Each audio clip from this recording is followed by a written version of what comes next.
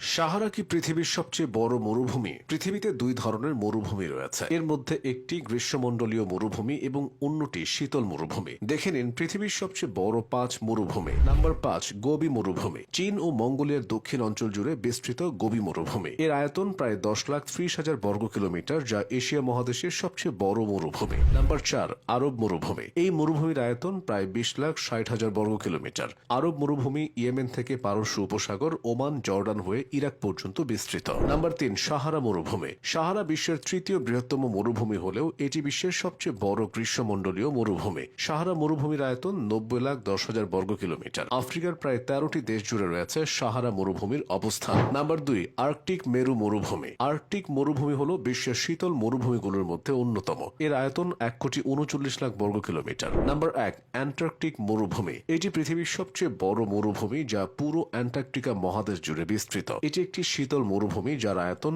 1,42,00,000 বর্গ কিলোমিটার। অনেকেরই জানা ছিল না। 5টি মরুভূমির তথ্য দিয়ে দিলাম। ভালো লাগলে লাইক শেয়ার অবশ্যই করবেন ভিডিওটা।